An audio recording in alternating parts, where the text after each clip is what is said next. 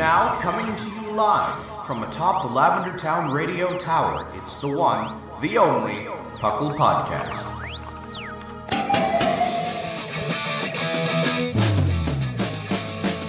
It's PucL! PucL! It's PucL! PucL! Pokemon Underground Champions League, oh yeah! PucL! PucL.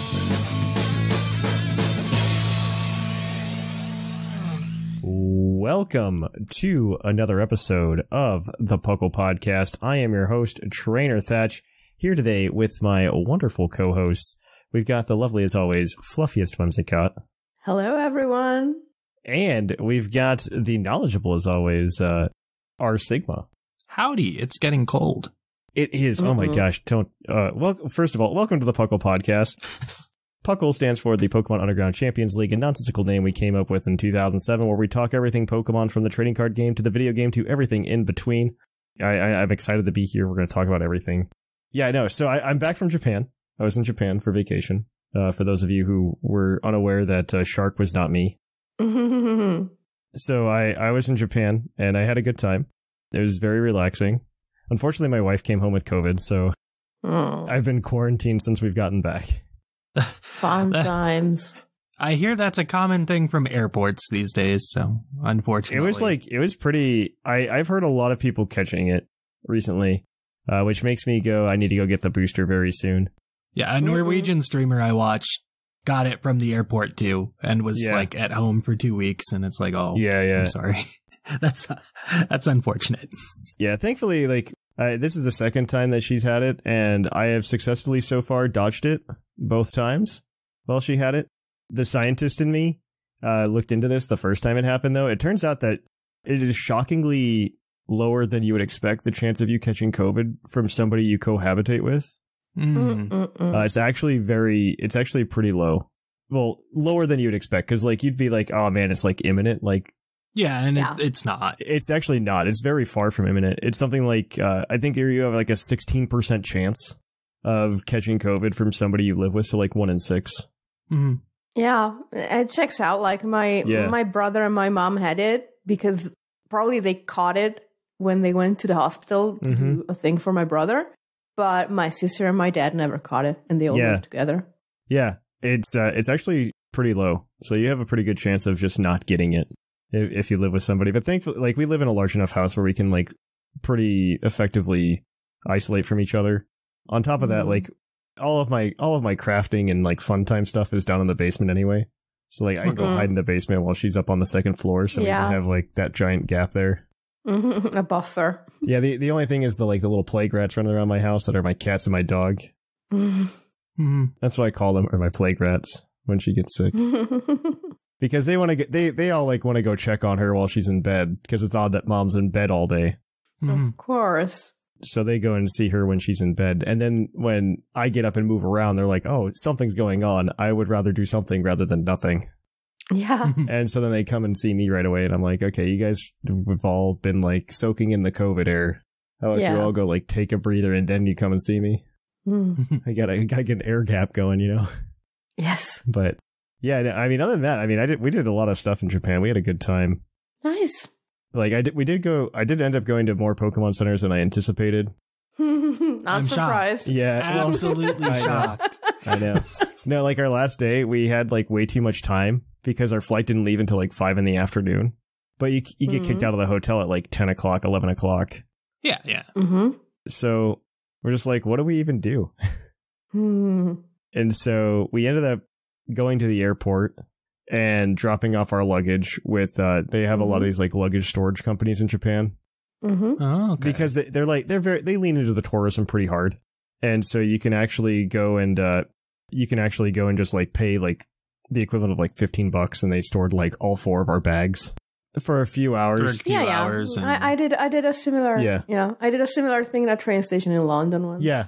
It's pretty convenient. And so we just so most of our vacation time was spent in Osaka and Kyoto. So that's all the way in Kansai. And so we spent a couple days in Tokyo. And so the last time I was in Tokyo, the Shibuya Pokemon Center wasn't open. So I had seen that when we had the day after we landed. I didn't get a picture next to the Mewtwo only because there were so many people. Like, that Pokemon Center, I think, is just way overhyped. Well, it is in Shibuya, so... It's in Shibuya. I mean, it's in Shibuya, yeah. Yeah, Shibuya and Shinjuku are both, like, very, very, like, popular areas for people to go to. I'd say more so than even Akihabara at this point. And they're just very, very popular areas for people to go to.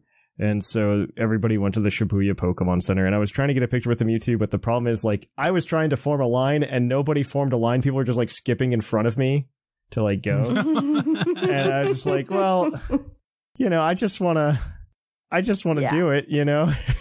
And so unfortunately, I didn't get a picture with it. But even then, like, I would say in my experience of not just this time, but also the last time, the more exciting Pokemon Centers are ones that aren't like the big ones. Like, if you like the Shibuya Pokemon Center is not that exciting unless you really want to do like the design your own t-shirt with like essentially like clip art, or you want to or you really want to go to a Pokemon cafe, because there's 2 Pokemon cafes in Japan. One's in the Osaka Pokemon Center DX, and there's another one that's in the Tokyo Pokemon Center DX. Both of those Pokemon Centers are not that exciting. In my opinion, there's like a base level of stuff that a Pokemon Center has, and that's like all you see in the Pokemon Center DX and all you'll see in the Shibuya Pokemon Center. Oh, okay. And then if you go to, so like I went to Kyoto, so I went to the Kyoto Pokemon Center, and in the Kyoto Pokemon Center, it's got like a little bit more. It's got some like things that are unique to that place. Okay, and that's the stuff that I find more exciting. There's a bunch of Pikachu. I mean, that makes sense. That makes sense. Yeah. The less populated area gets to keep stock a little bit. Well, even that, even like Yokohama's Pokemon Center, much better than those. Like, honestly, if it's like insert city name here, Pokemon Center, and there's nothing else, it's probably a better Pokemon Center to go to. That's my honest opinion. There's like Yokohama was great. Kyoto was great. I'd say the Osaka one was better than the Osaka DX Pokemon Center. I would argue a lot of these. I would not go to the Tokyo Station one, but that's just me personally. I don't think it's that exciting of a Pokemon Center. It's pretty small, and I would assume that's just one you just stop by because you have to wait for a train or something. Because right? you're waiting for the Shinkansen, right? So you can go there. Yeah, you're waiting for a train, so you have time to kill. Yeah, exactly. That's why you go there, I would imagine. Yeah. That's the other ones that are really, like, there's a lot of them, especially in Tokyo. Like, Tokyo's got like 5 or 6 now. And if you go to like Skytree, it's really exciting. I haven't been to the Tokyo Bay one. That's the one I want to go to next time I go. But there's like still a few more like floating around Japan that I haven't been to. But it was a good time. It was a very relaxing trip until we got back. Well, that's at least partially good. Yeah. No, it was a good trip. I mean, I have plenty of things that I bought at the Pokemon Centers, but I was gonna like save those for like a stream to show people what I bought. It's mostly TCG products because there wasn't a lot of like fun little things to buy this time. But I bought like 4 playmats for TCG. Of course. Well, one was because it was the new Garchomp from the set that's not out in the West yet. For a couple weeks, but yeah. For a couple weeks, yeah. It'll be out on the 3rd. But, so I bought that. I bought a lot of Raging Surf merch, actually. They always have so many, like, deck boxes and sleeves. Yeah. No, I bought the deck box and the sleeve of, like, the Electric Terra-type Mewtwo. Because that art looks really cool, and like the way they did the matte and the hollows on the sleeves and stuff like that. I need to go buy some outer sleeves because these sleeves obviously don't shovel that well, but the Japanese sleeves are better than the sleeves you get in the Elite Trainer boxes, though. Yeah. I didn't mean to hijack this entire segment, but it looks like I accidentally did. But it's okay. Fine. You went to Japan. That's not something you do every day. That's true. I don't do it every day. I do it once every 3 or 4 years. And I just really like it was very peaceful in very certain places. Like, it was a lot of fun in Kyoto specifically as well. Like, I really enjoyed Kyoto when I was doing not touristy things in Kyoto, I should say. That, like, I'm an amateur photographer, and so I actually like doing a lot of photography, and on these trips I get to go do that. And so I got the temples in Kyoto were a lot of fun to go like do shoots at. And Osaka, not so much, because Osaka is more like Osaka, I guess the point of going to Osaka is mostly to go drink and go like party on the streets. Oh, okay. Which is like the nightlife there is actually like really fun and energizing. And I'm not a person that really enjoys like a lot of nightlife typically. Mm-hmm. It does help that drinking alcohol on the streets in Japan is also just completely legal. Like public drinking is not legal in Japan. So that certainly helps as well. But yeah, I mean, that was a lot of fun. I actually, I don't know how familiar Whimsicott might not be with John Oliver's show last week tonight. Well, I know of him. Okay. I've seen maybe 2 episodes. Okay. I was going to say, the clips are pretty common to float around. Have you ever heard of, so there's, so a lot of Japanese towns have mascots, and I don't think it's Osaka, but there's a smaller town in the Kansai region that has a mascot, or an unofficial mascot, in quotes, of this little river otter named Cheeton. Mm-hmm. And Cheeton had a friend, I forget what its name was, but they were in these viral videos of people being dressed up in the mascot outfits, and the one that's not Cheeton would just like beat the crap out of like random things in like a TikTok. Okay. And so they eventually banned like Cheeton's friend from being associated with like anything. And so John Oliver picked up this story because that's what John Oliver does. And he made his own mascot character named Chi-John. Oh, wow. And they had this whole thing where they had Chi-John meet Cheeton. And for like a year or so, the little town picked up Chi-John also as a mascot to be friends with Cheeton. Recently, Chi-John got dropped, but I did get to see Cheeton in Osaka, which is why I told this story. Okay, nice. I did get to see Cheeton. Nice. Randomly, because I actually saw Nerb from PUCL. Our vacations lined up almost perfectly in Japan.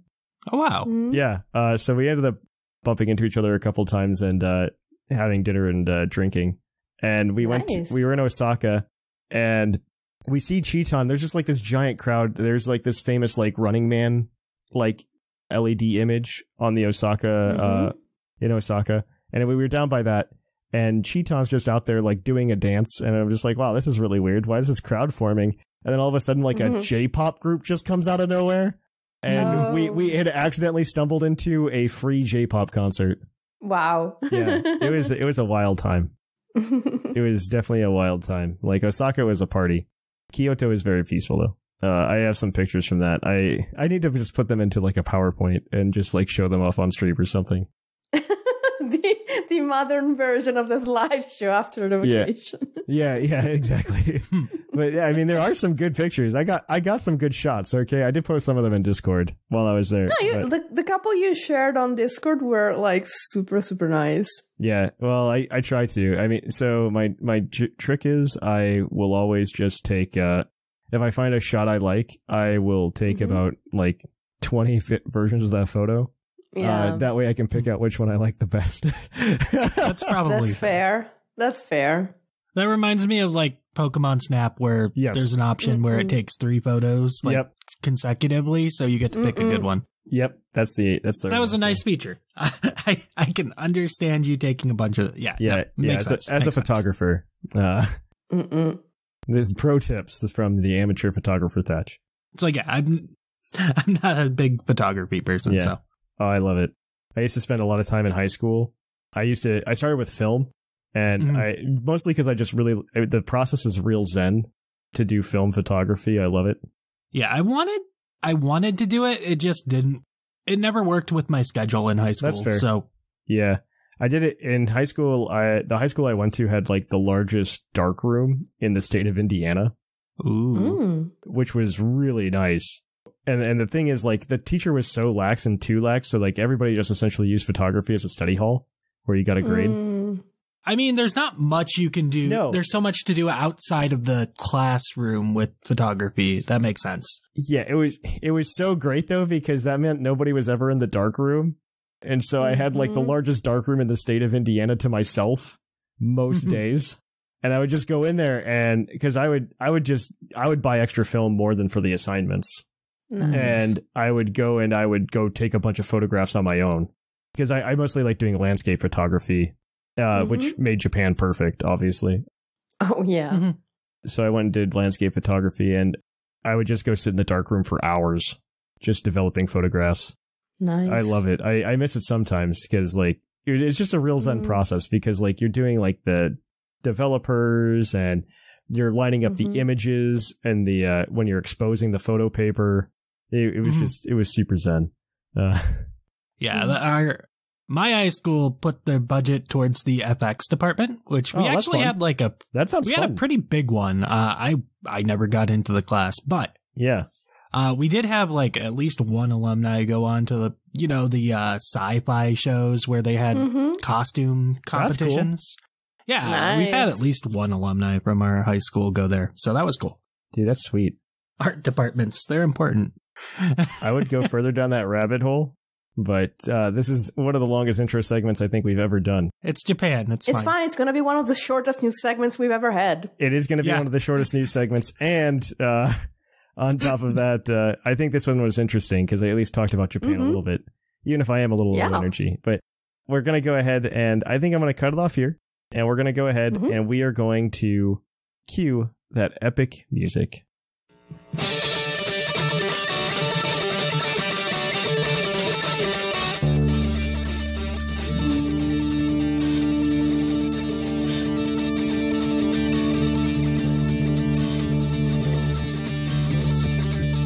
Live from the Lavender Town Radio Tower. This just in.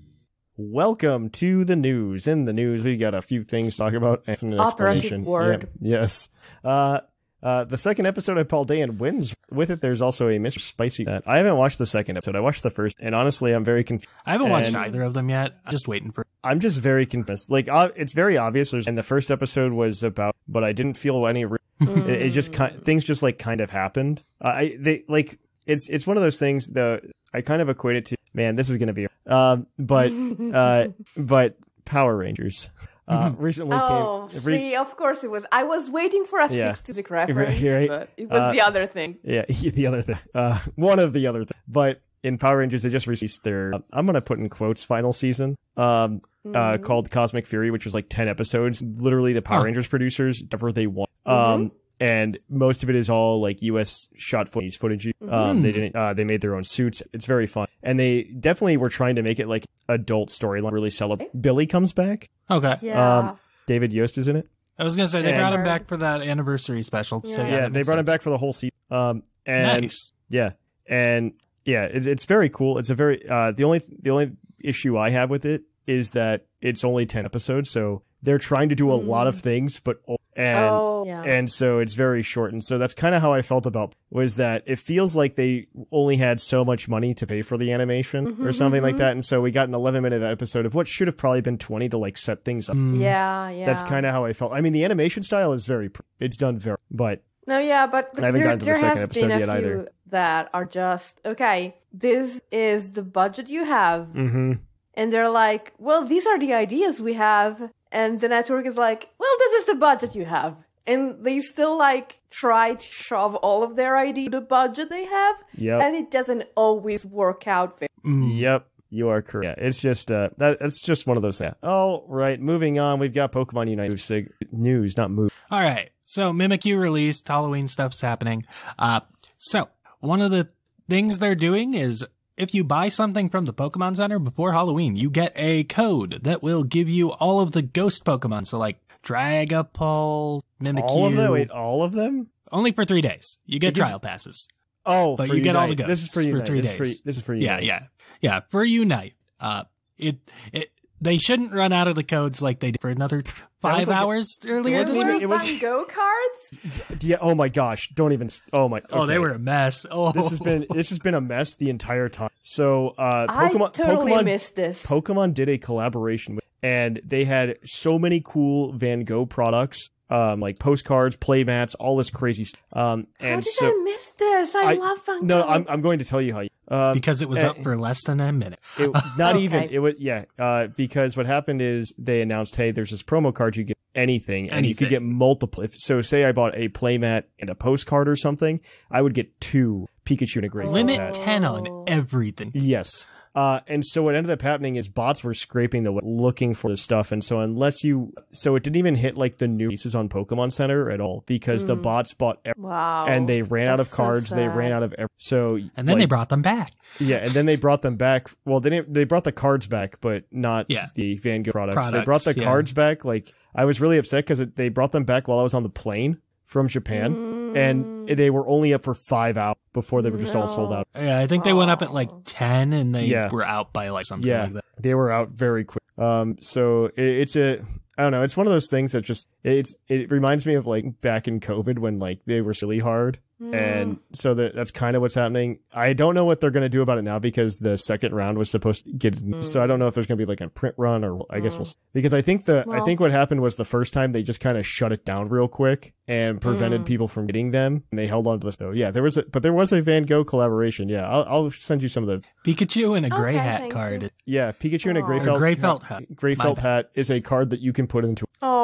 Yeah, it's okay. It was a mess over at the If you went that's to the other place you could get it. Yeah, if you went to the Van Gogh Museum, you could get it if you bought stuff in the but little kids like abused it too much. It wasn't just little kids. I think it was a lot of adults. My understanding is kids were able to get in for free, and you got the card for like a stamp. Something like that. Yeah, museum. So they were getting little kids were going in for free. Yep. And asking people for their little stamp books as they were coming in, and would just continuously get more cards that way. So they had to shut that. And the shop was a mess there too. Like lunch. It was just a mess all around.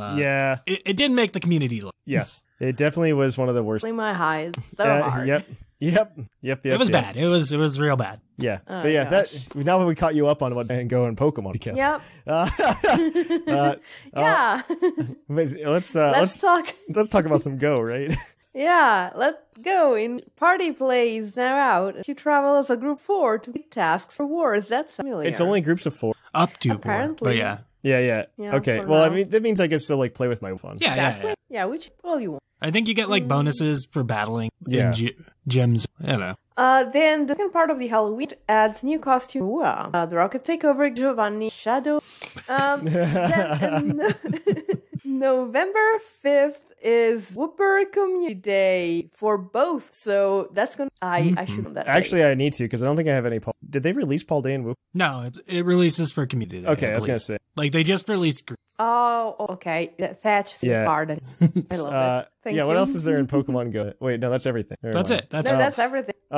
Speaking of which, there's going to be... we've got the release of Paradox Rift next week in TCG. I need to go. And then, of course, we got an announcement that Japan is set where they highlight the cards that did well and reprint them for an art. This year, it's going to be another shiny set. Cunning Fates was a few years ago. So we are getting a reprint set. It does include shiny Charizard. I am shocked. Yep, a shiny Charizard. I guess the question is, are there multiple Charizards? There were multiple. Oh, please, no. Oh, there's going to be like a secret art Charizard. I think. Oh, probably. No. So there's two. So there's currently 2 Charizards that are. One is a dark card. One is fire. Yeah, one's a dark Charizard and one's. Both were face cards of a set. Yeah. Well, I wouldn't call this. 151 wasn't as much. I mean, it's still the chase card. Yeah. Well, the Mew, not really. The Charizard. It's. I love that the plates are not consistent. At this point, it's like usually you get one Charizard a year. No, so usually it's not playable. Usually it's not playable. This the Dark Charizard's actually So usually, actually, if you look at like the past 3 generation Pokemon, it has always been the 3rd set that's released for that block. It always is a something insinuating darkness and something insinuating fire set that includes some kind of like we had Burning Shadows in Sun and Moon. We had Darkness Ablaze in Sword and Shield, and now we've got where we combined the darkness and the Charizard into one Poke card. Exactly. You didn't need the Mars Shadow. You didn't need the Eternatus. Exactly. Just Charizard. Just Charizard. But yeah. All right. Well, I think we're going to go ahead. We've got Puckle's Pokemeter. Will we get a DLC release trailer and when? And will we see Paradox, Entei, and Magic? I imagine it has to come in the next couple weeks. It has to be. If it's releasing in December? It's releasing in December for sure. if it is releasing December, they might for it and wait until after. No, they're going to do it. I mean, no, they're going to do it. I think it's got to be before LA. It's got to be by LAIC. They're going to do it before, they're going to show the trailer before things. And the reason they're going to do that, because when does the, is that soon? I believe that's early November. They're selling the Scarlet and Violet, with the DLC. Oh, that starts selling that might be November 3rd too. Yeah. Okay, then. They start selling that early November, and so what you do is you go, hey, this DLC is going to be by this day, so it's out by Christmas. You should buy it for Christmas. And that way you have it as part of the. Okay. Yes. I get you. Yeah, I could see it being within 2 weeks then, because I think that's November 3rd it starts. I could see it around. I'm not going to say November. I'm not going to say first, but by the 17th of November. Yeah, because the 17th is before the government probably want to show the trailers there before the government. So, and I have to imagine the price. Yeah, we're going to see we know they exist. They have to at this point, right?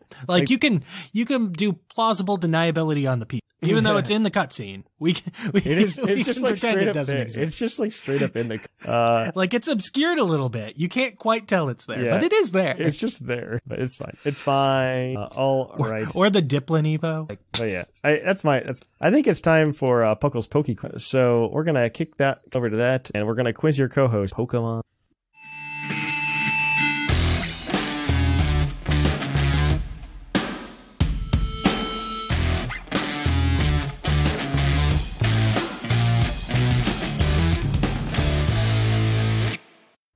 Oh, hi, and welcome to the Poke Quiz, the part of the show where we quiz our co-hosts on their insane Pokemon knowledge. I'm Mark from the Dunsparce gang, here to explain the rules. Our fabulous co-hosts will work as a team to answer 5 Pokemon-themed trivia questions that fans have submitted on the Discord server. Each question is worth 1 point, with Pokedex and multiple answer questions worth more, for a total of 7 points. The host can use a free hint at any time. If they get all the answers correct and do not use the hint, they can cash it in for an 8th point. Welcome to the quiz. Thank you for that introduction, Mark. We're going to jump right into it. Our first question is going to come to you from Elite Four Brant. He asks, which move introduced in Generation 2 had its name corrected in Generation 6 due to a spelling/translation error? Huh. So I would say the pronunciation did not change, but the spelling changed. Interesting. Oh, the one thing I know was at one point spelled wrong was an item. Oh, what's that? It was well, I don't remember it now, but I remember noticing it. Coming to mind, Fury Cutter is a little longer than you'd expect a name of an attack to be. So maybe it was Fury Cooter. No, I don't think that's the case, though, yeah. No. A move that was corrected due to a spelling/translation error. So it would maybe mean that it was still spelled in a way that would make sense, but would change the meaning to the wrong one for what it was supposed to be. Mm-hmm. It sounds like that, right? Kind of, yeah. So, you and your homophones, dang you. Yeah, we're horrible about this, actually. Yeah, you really are. Gosh, I really can't think of anything. Would it be some kind of slashing move, or I don't know? I'm gonna need an answer. Punch. I don't think we have anything. I have no clue. I mean, just throw something out there. Okay. What are some words that are spelled the same that show up in Pokemon moves? I give you a free hint. This move has no accuracy check. Oh. Ooh. Okay. So it would be something like an aerial ace or a magnet bomb or a magical leaf. Magical leaf and shockwave, I think, are later on. Okay, yeah, no, that's not a Gen 2 move. But, I don't even think Aerial Ace is in Gen 2. I think it's only Swift. I think maybe... Swift is from Gen 1, though, isn't it? This is Gen 2. Okay. So the question is, what other moves don't check accuracy. And from Gen 2. Yeah. Introduced in Gen 2. That's why I think it might be like a magnet bomb or something. I don't know. Or maybe one. What about the egg moves? Those. Yeah. No, I don't. Or lock on. I need an answer. Yeah, what if lock on Sigma. lost like a hype and I don't know. Yeah, Sigma. Just. Yeah, give an lock answer. on. Lock on is does check unfortunately accuracy, incorrect. The answer is feint attack. It was originally spelled as feint, F-A-I-N-T.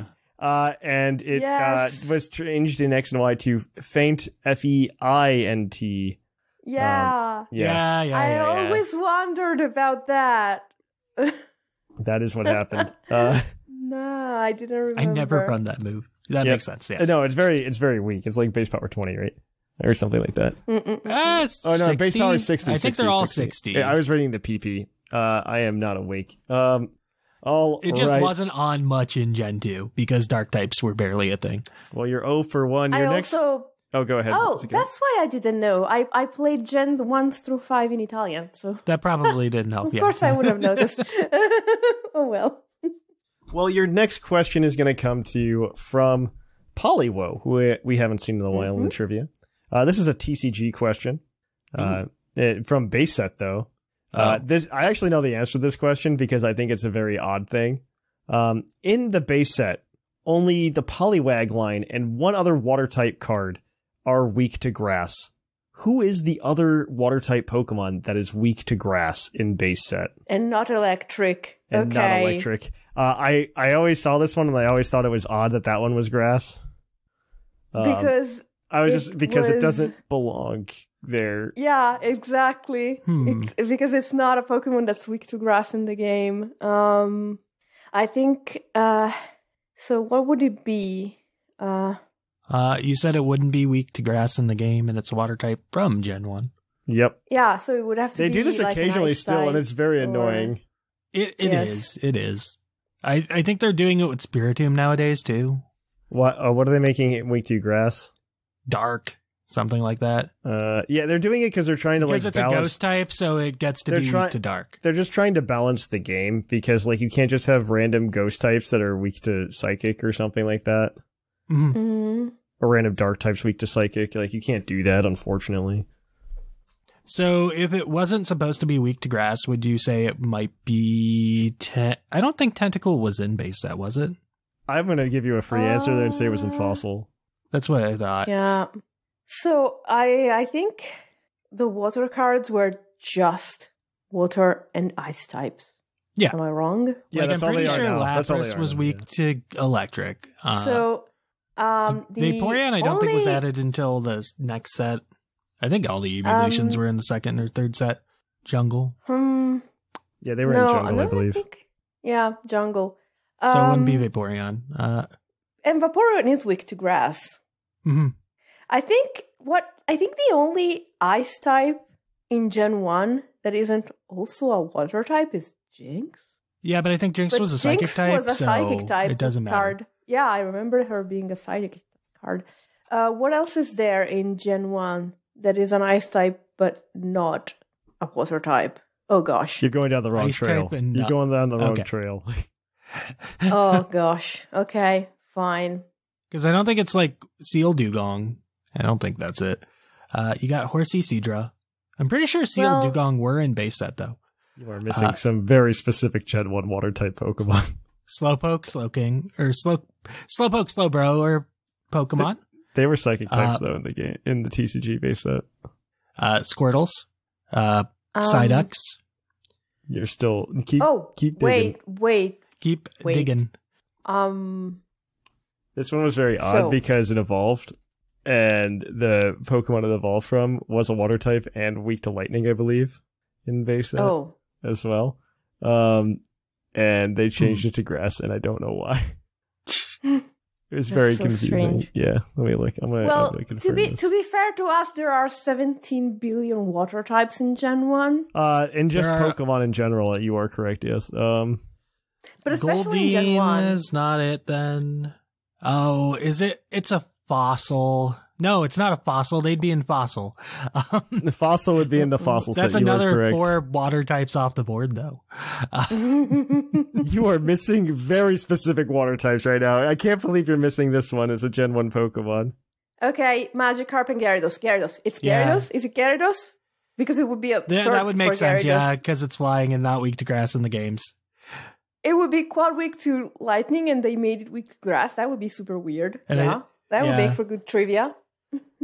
The correct answer is, in fact, Gyarados. Yes. Okay. Gyarados, for some reason, was made weak to grass, even though it's not. And on top of that, Magikarp is weak to lightning.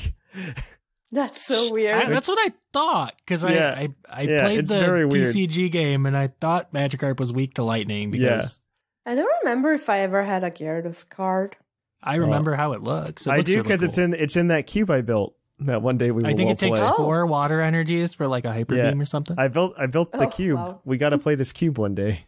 All right. Well, you guys are 1 for 2. Your next question is your Pokédex entry, as always. This one is from Phoenix Scyther. The question is, its Scarlet entry reads, if you are bummed by the flame, or burned by, I read bummed because like the R in the N and the italics merged together. If you are burned by the flames, it shoots from its mouth. The pain will never go away. Who's that Pokemon? From Pokemon Scarlet. So that limits this it to like... familiar. That is limiting it to 500 Pokemon? Yes. It's a fire and also breather? to Pokemon who shoots fire from their mouth, which is not all fire types. Like a Vulpix isn't like the worst? Huh? Actually, I think it might be Vulpix and Ninetales. Yes. But because that was added in the DLC, so they are in the DLC. Yes. Like I wouldn't think it would be the Litwick line. That's unlikely. That's not a fire spitting fire type. There was I remember. Okay, so I'm pretty sure it was something cute. I was gonna say I'm assuming it's not the Carcoals. Exactly. I'm not fire sure spitters. It was. So there are not a lot of like. There aren't really a lot of fire types, are there? In Scarlet and Violet, yeah.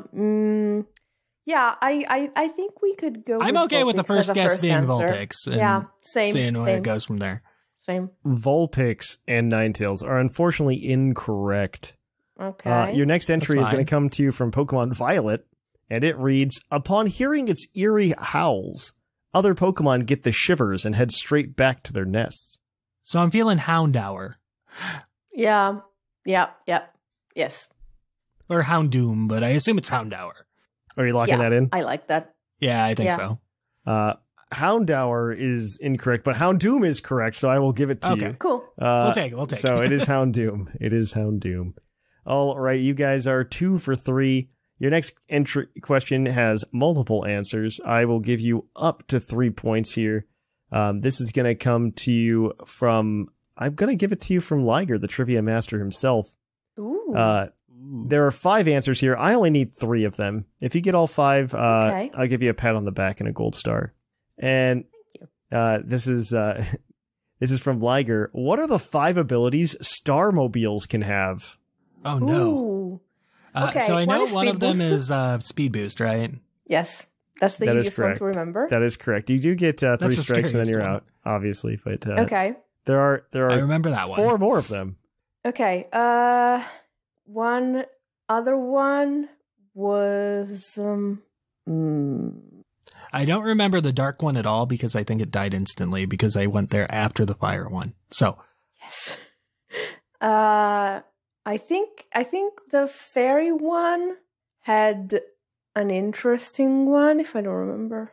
I know the fighting one was scary. Yeah. I just don't remember why.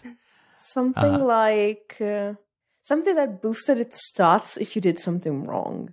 So yeah, it was like something like contrary or simple. Yeah. Where things went bigger than they should have. Yeah. You try to remember that one, and I'll try to remember one of the other ones. Like I don't think anything had Moxie, right? No. No, I don't remember anything snowballing on me like that. Yeah. Do we want to just use the hint here? We should probably, yes. Yeah. Oh god, I don't know how to do this. I believe one of these abilities is only exclusive to Glamora. Yeah. Okay. Okay, toxic debris. Toxic debris is I'll on the give you poison one. There you Gotcha, go. gotcha. One of these belongs to a Tapu. Really? Yeah, okay. I thought I And- think the fairy one has Misty Terrain. Interesting. Not Misty Terrain. What's the That's a good ability enough called? answer, but it's Misty Surge. Yes, Misty that's Surge, correct. yeah. Yep. Misty Surge? Thank you. That's correct. That's Yeah. 3. The other 2 you were missing, because I don't know how to give you hints for these, are Intimidate and Stamina. Stamina. Stamina. And Stamina. That's I do remember the annoying I remember the Stamina one, because that was the hardest one of them all. Yeah. That one was terrifying. That one I, was the hardest I one. used a lot of max revives. Yeah. I knew there was something annoying there. So we gave you guys 3 points there. So you guys are, I believe, 5 for 4. So your next question is your base stat question, as always. And because it's Spoopy month, we're going to go ahead and give you this one about ghost types. What ghost type Pokemon has the lowest base speed of all ghost type Pokemon? Instantly I go to Duskull. It is pretty slow, but There might be something slow. Palossand is also pretty slow. Mm-hmm. That's true. And these aren't fully evolved, just like base level. So Yeah, like I I know. wouldn't That's why I answer said Palossand. I wouldn't call Palossand. I would say Oh, Sandygast. I mean Yeah. Sandygast, yeah. Yeah, sorry. I always get them mixed up. They're both pretty darn slow. They're not Munchlax slow, I don't think, but they are slow. No. They're like 20, 25, something like that. So, I'm not... Because I think Dusclops only gets up to like 35, and then Dusknoir is 45, something like that. That's really slow. What else? What else is really, really slow as a ghost type? They've added so many ghost types in recent games. Yeah, they have. They have. Remember when it was just Ghastly, Haunter, and Gengar? And then And Mr. then Vis. Mr. Bus. And then Yes. just Mr. Vis. Just Mr. This. Shuppet might not be great, but I assume it's faster than Duskull. Oh, it's faster than Duskull, I think, yes. Sableye isn't. Sableye and Spiritomb are both awful speed-wise, but not that bad. Yeah, but they're like, what? 25, They're like 30, 40, 35? 60, Yeah. something like that. Yeah. What else is... So, Litwick isn't Greavard that slow. is not that slow. I'm gonna need an answer here. Okay. Sigma? I don't know. It's a coin flip between Sandygast and Duskull. I think it might be Sandygast. I think just because, it's stuck to the ground. It doesn't It float, might be Sandygast. right? Yeah. It looks... Let's put it this way. It looks like it should be slower. Yes. Sandygast is unfortunately incorrect. It's actually the Okay. second slowest, so you were very close. Because Sandygast has a base speed of 15. 15? Oh, wow. Yeah. And something is slower. Yes. You don't say. Gimmighoul chest form is base stat 10. I am shocked and yet not. I'm not shocked we Yeah. got it. Didn't Yeah. get it, though. Yeah. Gimmighoul in the chest form is 10. Then Sandygast at 15, and then tied for third slowest is Mega Sableye and Litwick at 20. Mega Sableye. Yeah. Oh. I didn't realize it lost Sableye stats. is hauling around a giant gem, and Litwick doesn't Makes have feet, sense. So, Yeah, makes sense. Litwick's a candle. Litwick is, in fact, a candle. It is a candle. I mean, that's how we got to the logic of Sandygast. So you Yeah, guys It's a got pile of sand. 5 points. I mean, yes. I mean, the chest is pretty much the same. Like, it's literally The carrying chest around can't this. move. Like, the Gimmighoul is not moving that chest. Exactly. It makes sense. I'm not complaining that it's the slowest. I just don't think of the We Gimmighoul just didn't stats. remember it existed. Exactly. All right. Well, we're gonna go ahead and somebody messed up my sheet. I don't know who it was. But in first place, we've still got Linian with 36 points. In second place, we have Seth Vila with 31 points. In third place, we've got Shark Finnegan with 28. In fourth, we've got a tie between Sigma and Whimsicott at 22. Oh.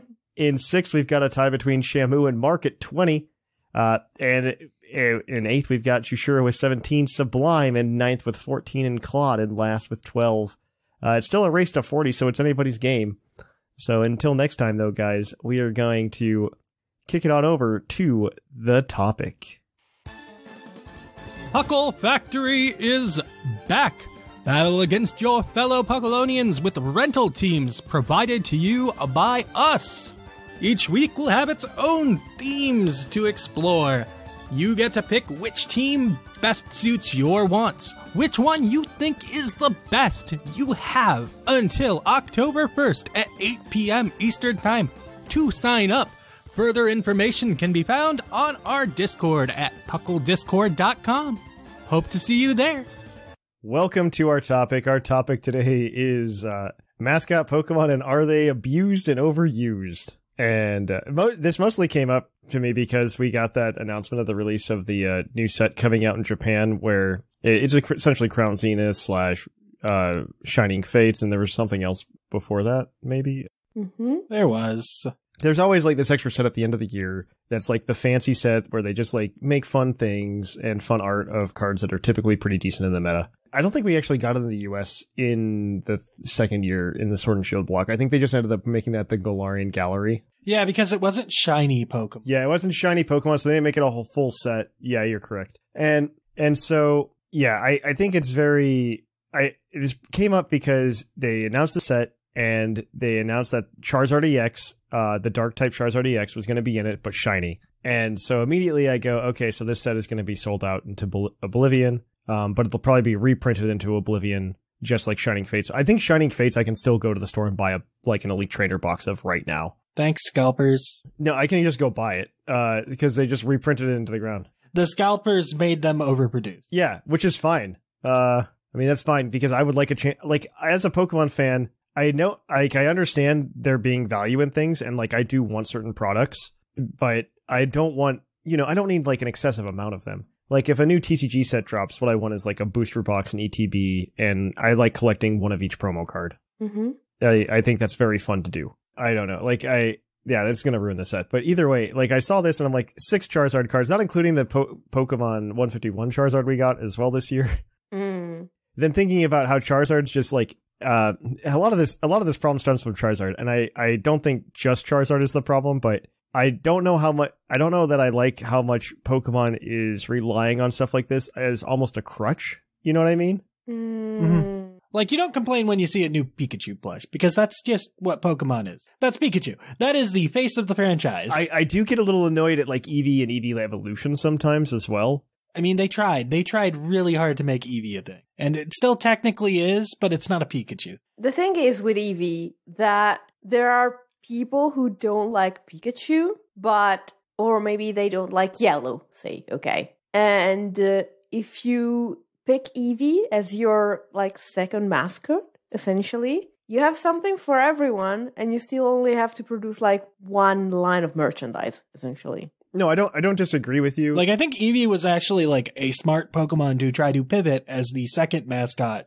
especially over Charizard. But I don't think it quite worked out, so they kind of put it back on, like, Charizard tier. Charizard's, like, on its own tier, I think, because, like, Charizard is like Pikachu then Charizard. And I mean, this is... Yeah, like, you have Pikachu at the top tier, then you have Charizard, then you have, like, Eevee, Lucario... Meowth is up. Meowth used to be up there. Not as much anymore. Meowth is probably still there, but then you've got... I like that everything we said so far outside of Lucario is Gen 1, by the way. Yeah. Well, the next ones I was going to bring up were going to be like Gen 1 too. So. Yeah, it's mostly... I don't know. Maybe this is turning into, like... Maybe Pokemon needs to, like, slow down the Gen 1 gas pedal. Mewtwo's pretty big. Maybe they should do better at finding, like, a Pokemon from each generation to be, like, a mascot. But I don't disagree. I think this is part of my problem with modern Pokemon as well, has just been that I think that the new Pokemon comes out and then they just ditch it immediately. And Dexit doesn't help me feeling this way. Because you look at Gen 8, and I'm pretty sure there's some Gen 8 Pokemon that still aren't in Scarlet and Violet. Like, I was shocked to see that Kramer didn't get added until the Teal Mask. I mean, to be fair, that's 3 models, and it probably doesn't look great. I don't think the number of models actually matters anymore. I think they are honestly just doing it to do it at this point. Well, I was going to say, it probably also just doesn't look good in a Terra crown. It's there anyway. I mean, I just don't think the number of models is an issue, in all honesty, based on the number of Pokemon with form. Like, we got Oricorio. Rotom's still here. You've got a number of Pokemon that have multiple forms. For as much as Rotom shows up, I'm surprised it's not used more like in a mascot. I think it's not so much used in a mascot, but I do dislike how we've just gone to Rotom infiltrating electronics as like our Pokedex now. Like, that's just our thing. Yeah. I was so actually this morning. I mean, it was a clean solution and it's easy to replicate in every region. So it's like, no, you are correct. Like, it makes sense, like, strategically from their perspective. It's like, we don't have to make something new because Rotom Phone is just everywhere, and that's fine. You aren't wrong. 2 things about this. First one, very minor. I'm very upset we still haven't gotten, like, a Rotom phone case. Wasn't there, like, an Arc phone case, which makes it even worse? There is an Arc phone case, and there's, like, the Porygon phone from Pokemon Masters. Like, those are both available. Like, I can buy one of those. That is very disappointing. You are correct. I cannot buy a Rotom phone case, but I can buy those. That is unfortunate. I digress. And you could be like, oh, the Rotom phone is going to be like weird though with little things poking out of it. You have not seen these phone cases. They are over the top. The other 2 are. They are incredibly large. The other 2 that exist, they are incredibly large. But I digress. I do really. Where was I going with this? I just don't like that. That's all we get. I do miss I was watching the Pokemon anime this morning. YouTube fed me a bunch of clips from the Pokemon anime, and I didn't stop it because of my grogginess. Mm-hmm. It's just like fed me like these little 3-minute clips from like random episodes, just like over and over. And I got to see like Ash's Pokedex throughout the generations, and I'm just like, man, I miss when we had like actual Pokedexes and not just like a phone that would pop up in front of me and tell me what this Pokemon is. It's like, now it's an app, which is realistic, but it lacks the personality of the Pokedex. It does.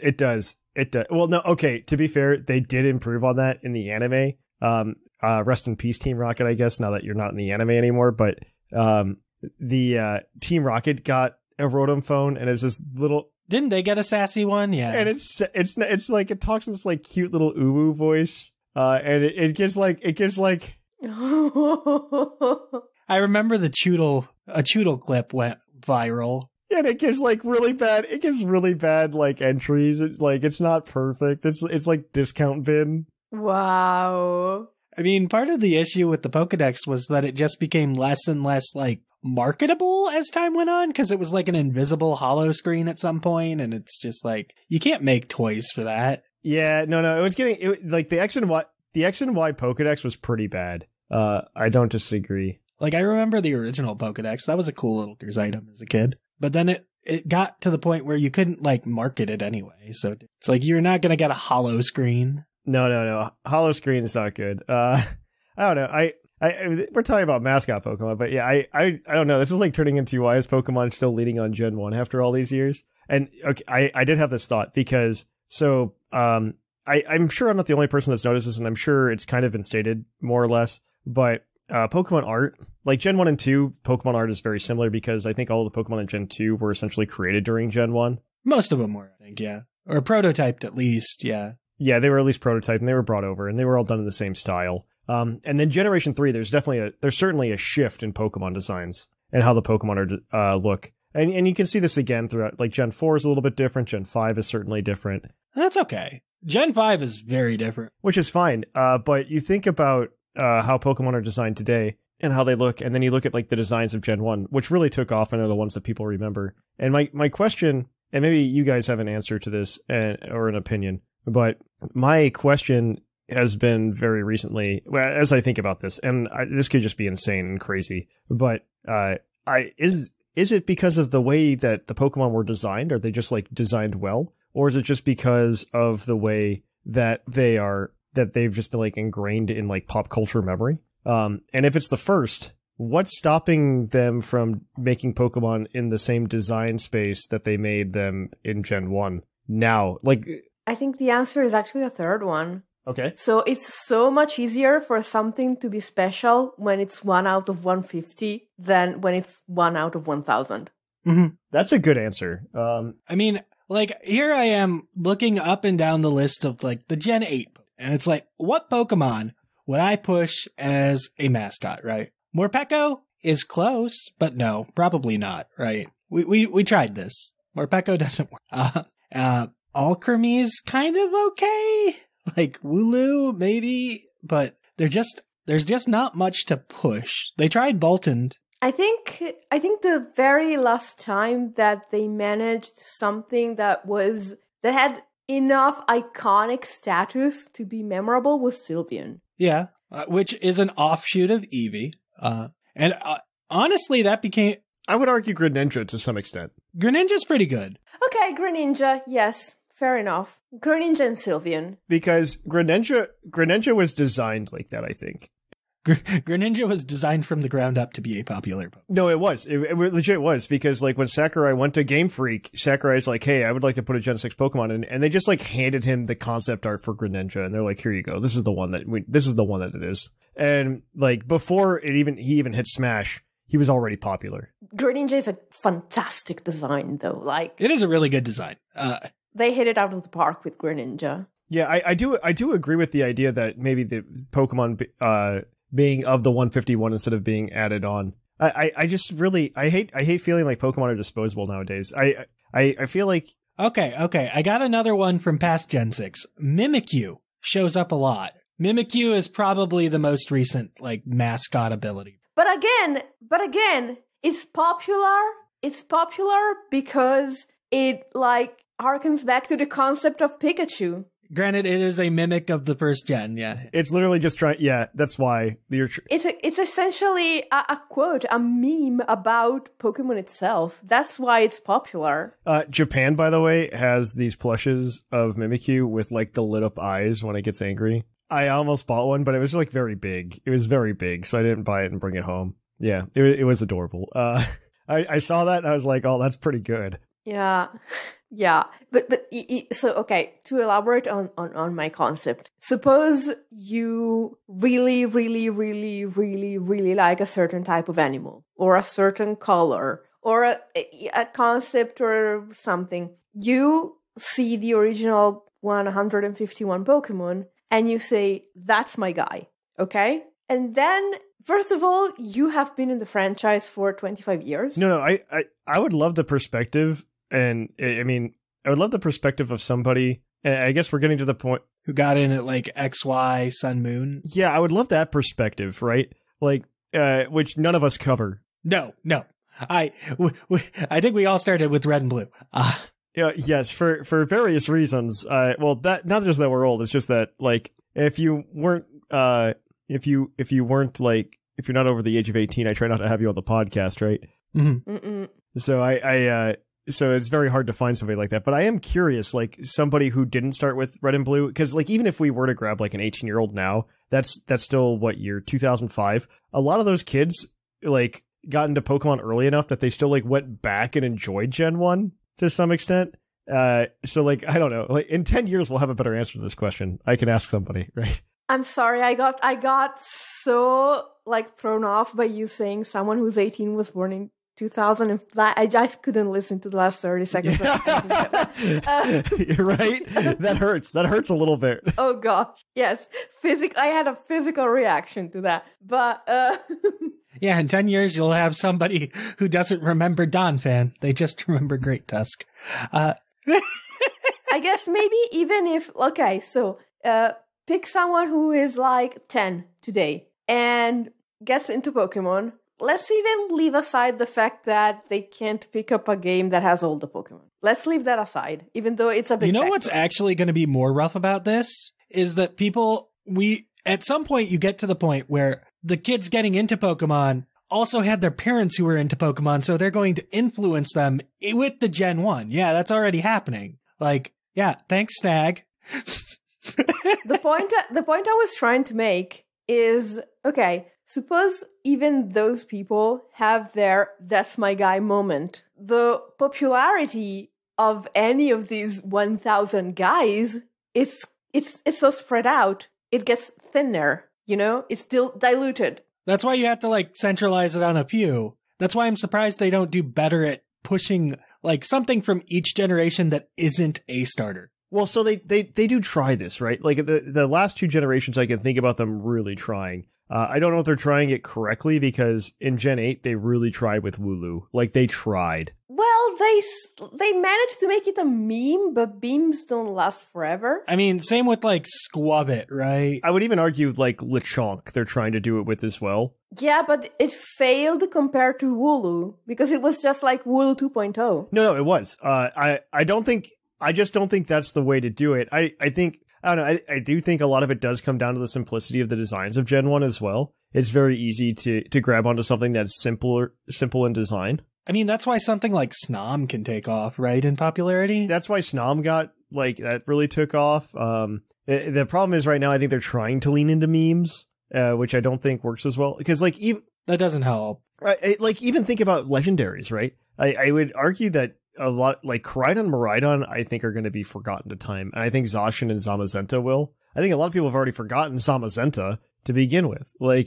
Honestly, I think that Koraidon and Miraidon might be okay just because they're with you the entire time and are... That's fair. That is fair. Involved in the story. I liked what they did with those two. Those two might withstand the test of time as legendaries just because of how they were treated on the story. I would argue even Cosmog and Cosmoem probably fall into that, but Xerneas and Yveltal, those are going to get lost in time. No one cares. They didn't even bother giving them unique stats. I don't know. I really like Xerneas, but that's probably a person. I mean, that's because it was the first fairy legend, but yeah, I think also we're the 3 of us are very biased in a lot of this stuff too. Just because, I mean, I don't love Mewtwo that much either. But Mewtwo's everywhere, man. That stuff's never going away. Mewtwo's never leaving us. Ho-Oh and Lugia were my legends, even though I started with Red and Blue. Yeah, I would love some Gen 2 love. I really hope we get some Gen 2 love. Gen 2 is the redheaded stepchild of the Pokemon franchise, really. That's because it was Gen 1 too. It's Gen 1 too. It was a sequel to Gen 1. It was less of its own thing and more of Gen 1. Yeah, it was just Gen 1, but again. And that's, I really, in my mind, I view Gen 1 and 2 as just the same thing. Yeah, it's like Gen 1.5. Yeah, no, it's more of a DLC to Gen 1, right? Pretty much, yeah. You think about how we're getting new Pokemon in the DLCs and stuff like that. That's essentially what this is, what Gen 2 was. I actually heard some really crazy stuff about Gen 2 recently that I didn't know. That it had a completely different concept at the beginning. Oh yeah, I heard that too. Where Kanto is just the small area or something like that. I played through that a few years ago. Yeah, well, so they were trying to shove so much into it that the Kanto, the region of Kanto was essentially just going to be a city because of the space requirements. And yeah, I think we all saw the same video. Yes. We all watched this was probably a Did You Know Gaming or something, but well, no, back when the beta leaked a few years back, I got it, so I played through it a little bit. Apparently with the way they set it up, it was just from city to city, there were no really in-between routes. I don't want to keep talking about my trip to Japan, but both times I've been there, it just helps me understand Pokemon games so much better, right? The design, because as a kid growing up in America, you go to the department store in Celadon City and you're like, why do I have to keep taking these escalators up? This makes no sense. And then you go to Japan and then it makes perfect sense. Oh, of course. Of course. I mean, I remember some stores like that when I was young, but yeah. Those kind of died out in America for the most part. Oh no, also after going to Kansai this time, after I went to that, I understand the background art of all of the Pokemon anime. In the background, how it's just always green fields and mountains in the background. This makes perfect sense because that is all that's in Japan. Is just in the background, there's just constantly mountains and green fields. Just constantly. Outside of Tokyo, that's just what you see. Kanto makes more sense to me now too, because it's not really, the region itself, we were talking about Unova at some point, and people are just well, it's just based on New York City, and I'm yeah, but... It's romanticized, kind of, right? Well, not even that, you're a kid in the Pokemon games, right? You're a 10 to 15-year-old kid, and you're going around this region, quote unquote. And if you look at Kanto, Kanto has you going around to these other cities, and and you're walking around these different cities into these regions, and like if you think about the equivalents of each of those, one Vermilion City is Yokohama, roughly. Saffron City is Tokyo proper. These places aren't that far away, mind you, from each other. Like, you could make some arguments if you just look at the way Tokyo is divided, though. Like, you're just going to different parts of Tokyo. Yeah, kind of. Yeah. That's what Gen 1 is. You're just going to different parts of Tokyo, essentially. It's the same thing for New York City in Unova. You're just going to different parts of the city, which makes perfect sense to me. Like, that's what the regions are. Same thing happened in Gen 2 as well, in my opinion. In Gen 2, you end up going to essentially, Johto is essentially the Kansai region, where Goldenrod City is probably closer to like what Osaka is, and Ecruteak City is closer to Kyoto. Geographically, that's actually pretty similar to where they're laid out as well. I mean, you're just like in this one small section of city. Because Kyoto and Osaka are very close together, by the way. They're like, it's like an hour train ride. And that's normal train, like not Shinkansen. If you take Shinkansen, it's like a 15-minute ride. I'm very amused by this, because you're essentially saying, oh, now that I've been in a normal-sized country, I understand how normal-sized countries work. And as someone who lives in a normal-sized country, I was like never surprised by how the Pokemon regions work. But now that you've made me think about it, it would make sense for you guys to find it weird. Do you not understand how weird this is here? Well, that's because, like, a normal-sized country is like a state. Yeah, it's like a state, and the states don't have, a lot. And that's not even for everyone in the United States, because some of them live in the highly compacted states on the East Coast, whereas others live on the West Coast. Yeah. Like, even that's not even direct for... No, yeah, I know. That's a very fair point. But, yeah. Charizard's overdone, and I don't like it. That's my thesis statement here with this ramble. But yeah, I don't know. Like this all comes back to Gen 1 and whether or not like Gen 1 is just being leaned on too hard. Well, I think a point that we could discuss maybe some other time is like how much can the Pokemon Company itself influence the popularity of a Pokemon? That is a good question. I think they can. I feel like they failed a couple times. I feel like they can. I just don't think they're doing it correctly. You know what I mean? And I think part of that's their own doing. Like if you think about, they'd rather go for like a meme that explodes for a day rather than investing in something that can last a while. Yeah, I think that's part of it. I think it's also part of it. It kind of goes back to like the release schedule as well. Like, if you really take the time to, if we talk about development time for Pokemon games, what were the Pokemon games that had the longest development time? And the answer is Red and Blue. But if you also think about not just like the care that's put into the Pokemon designs in that regard, but also just like how well the stories are done. Like, we could argue like the Scarlet and Violet story is very well done, which might be why Koraidon and Miraidon just stand the test of time. I mean, that's the thing about Scarlet and Violet, though. Like, the story is pretty good. The Pokemon models are like really pretty good on as well, right? But like something they lost going from like Gen 8 to Gen 9 was a cohesive style for the series. No, you're correct. Like Generation 8, I really dislike Sword and Shield for a lot of reasons that I've said on this show multiple times. But I do think that the one thing that they did correctly was Pokemon designs in Generation 8. I cannot think of any, maybe there's like one or two that are just like flops. Base Colossal. Colossal mostly, yeah. But I think most Base Colossal. I think G-Max Colossal actually looks pretty cool. I don't think there's a lot of designs though that they really flopped on. I would say in Gen 8 or Gen 9 that I can think of, a lot of flops. Not huge on Squawkabilly. That's a big one. Kilowattrell is kind of boring. It's fine. Squawkabilly's like, we tried to do Oricorio, but we did it worse this time. Then you've also got like Veluza. Is that, what is it? Veluza's like weird. I like the concept. I think it's poorly executed. It doesn't quite hit. Yeah. I think there were a few Pokemon here where they went, well, let's try this idea, and it didn't work out terribly well. Like Bramblegast. At least they just threw it on one Pokemon. Yeah, like I also like this is a hot take. But like, I'm not really, like, Palafin's okay. Finizen and Palafin are okay. I don't love Palafin.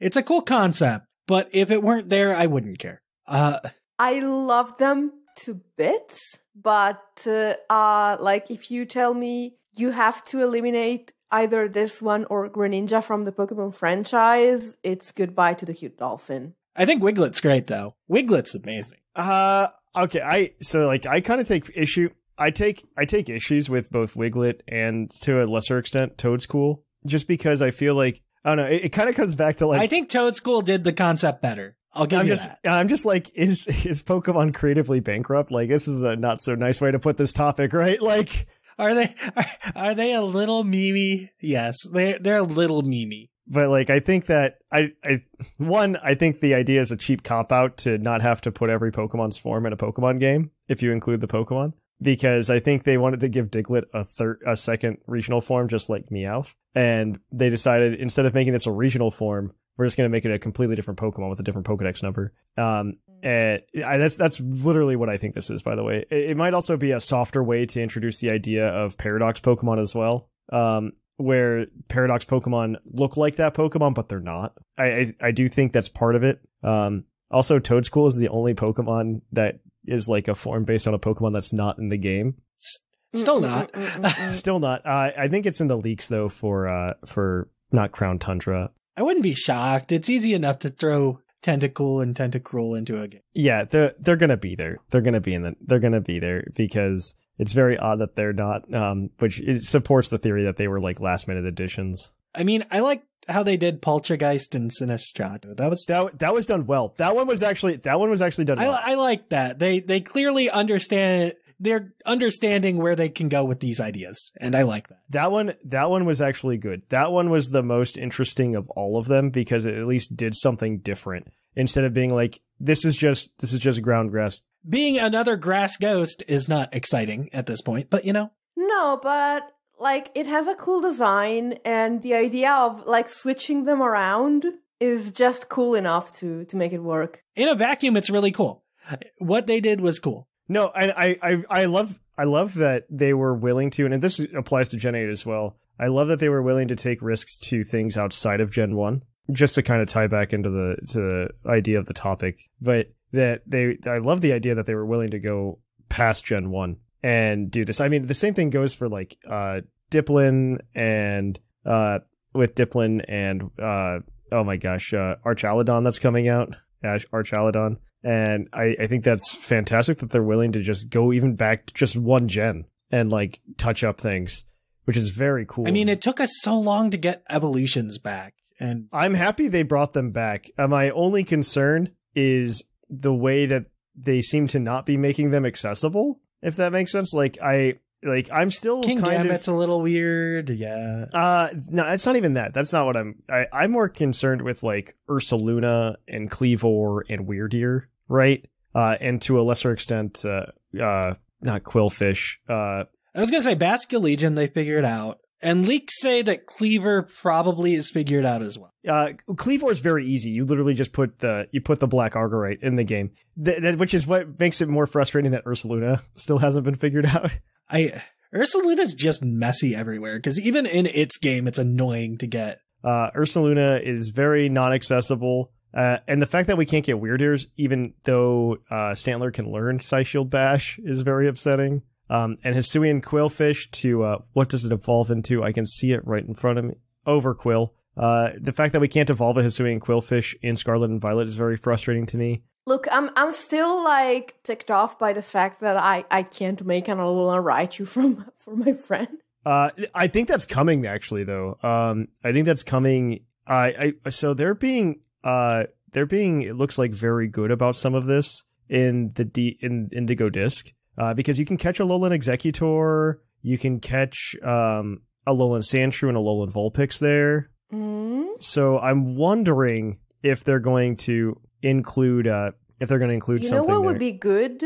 Like if one of the biomes is like this place feels like Alola, and so if you evolve a Pikachu here... Exactly. It's kind of what I'm hoping for. It's kind of like how you couldn't get regular Raichu in the original Sun and Moon, yet they figured out a way for it to work in Ultra. But if you went to a Wormhole, you weren't in Alola anymore, and you could get it. Yeah. In Ultra Sun and Moon, they figured it out. It's like, oh, you're not in Alola anymore. You can just get a regular Raichu.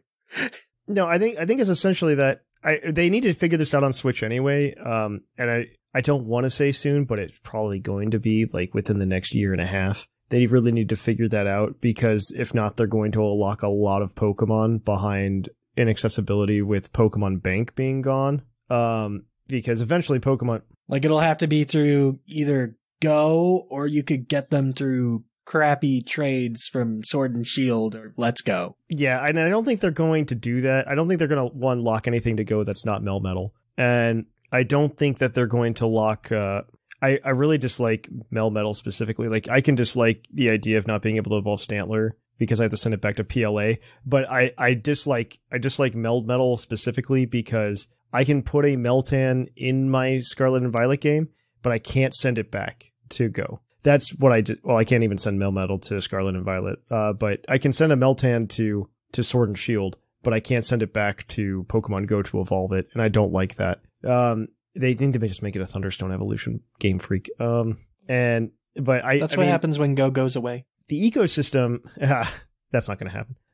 The ecosystem that they've created for Pokemon has been very good in that regard. But I really love the Pokemon Home ecosystem that we've created. But yeah, I don't know. We're talking about Charizard being insane. And I don't know. I like Greninja, and I think Greninja's still pretty hype. I actually bought a damage counter case with Greninja on in Japan, but nice investment. Yeah, I also bought damage counters because I really like the Japanese damage counters. Because I think they're easier to read. Like if we were to do it on stream, like do actual battles on stream, I think the Japanese damage counters are easier to read. They're also just easier to math. But that's completely off topic again. I mean, the true answer is bringing back the little damage counters from Gen 1. Nice little glass beads, and everyone will understand. Well, that's essentially what the damage counters in Japan are. But they're just they're like little plastic glass things that have the numbers written on the bottom, so you know which ones are which. But either way, yeah, I don't know.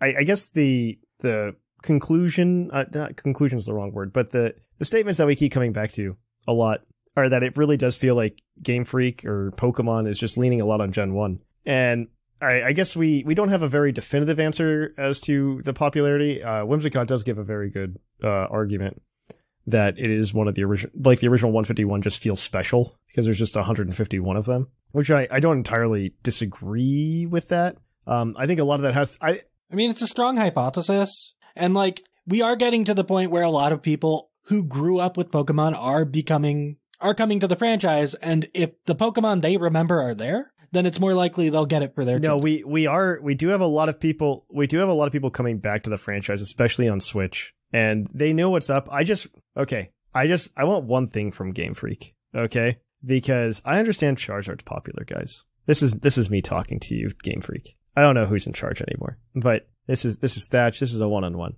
We're going to keep bringing back Charizard. We're going to keep bringing Pikachu. Understandable. Please don't do Gen 5 again where you can't catch a Pikachu. Pikachu's got to be catchable. But I'm okay with you guys bringing Charizard in all the time. But if you're going to bring Charizard in, you have to remember that as a kid playing Pokemon, and I'm coming back to the franchise, it's not me, but it's somebody else. Charizard wasn't my starter. I was going to say, that's kind of part of the problem with Charizard itself, is that... This is the problem with Charizard. Yeah, you can't just bring back Charizard. That's why I don't like Mascots as a starter, right? Yeah, you can't bring just Charizard back. You got to bring back Blastoise and Venusaur. They can't come back 2 DLCs later. They got to be there with Charizard. Like, if you're going to have a Dark-type Charizard Terra event, I don't know. Maybe we should have a Psychic-type Blastoise event. You know, I feel like that's fair. As well as, you know, what type is Psychic Dark? Fighting type Venusaur. You know, I think we should have that. Yeah, you know, there were 4 games in Generation 1, and there were 4 Pokemon on those boxes, so they should all be treated equally. Tell that to the TCG collectors, though. Yeah, I mean, that's my biggest gripe. If we are gonna live in this world, we are going to live in this Generation 1 world.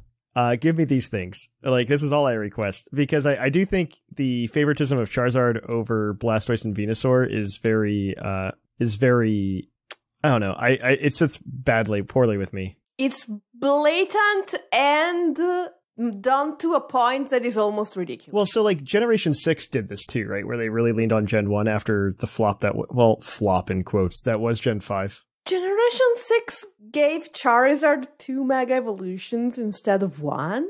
It did give it 2 Mega Evolutions, but when I got to the point where I could get Charizard or Charmander, I was also offered the choice to get Bulbasaur and Squirtle. The three of them were together. And they weren't left out. They just weren't as good. Charizard was part of a trio.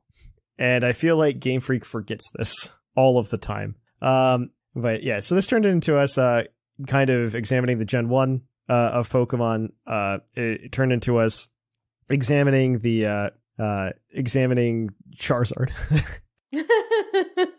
I hate that. I mean, this episode did start because I really dislike Charizard, but I don't dislike Charizard. I just dislike how much love Charizard's been getting. Look, Thatch. We started an entire topic about the fact that people talk too much about Charizard, and we proceeded to talk about Charizard for 30 minutes. It's fine. I think I want to end it up here, though, so I don't go on to more tangents, because this was definitely full of tangents this week. I apologize, one, because I am incredibly tired and jet lagged still. And then two, I don't know. I just want to talk about Pokemon, and this is one of those things that I do.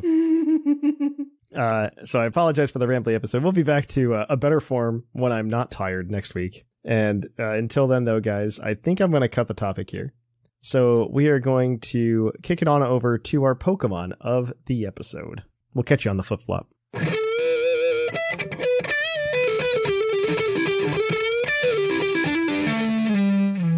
of the episode. Welcome to our Pokemon of the episode. Our Pokemon of the episode this week is National Dex number 6. Charizard, the flame Pokemon. It's leaf green. Pokedex entry reads, it spits fire that is hot enough to melt boulders. It may cause forest fires by blowing flames. Charizard's a Pokemon. It certainly exists. Nobody knows about it. I've certainly never seen it before. It's a lost gem, really. Yeah, really a lost gem. It's never seen any like real popularity. And oh my gosh. I was like scrolling down the Bulbapedia to like get the base stats like I usually do. And I got stuck in the anime section. They're like, there